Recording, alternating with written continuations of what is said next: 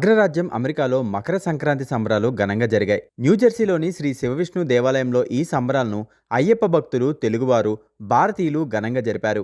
న్యూజెర్సీలోని ఎస్డిపిఎస్ఎస్వి దేవాలయంలో సంక్రాంతి అయ్యప్ప పూజ మరియు మకర దర్శనం కార్యక్రమాల్ని భక్తులు భక్తి శ్రద్ధలతో నిర్వహించారు. ఈ కార్యక్రమంలో యూబ్లెట్ ఫౌండర్ డాక్టర్ జగదీష్ బాబు యలమంచిలి గారు పాల్గొన్నారు. ఆయన సైతం అయ్యప్ప స్వామి మాలధారణ గావించారు. భక్తి శ్రద్ధలతో ఇరుముడి అయ్యప్ప పూజలు చేశారు.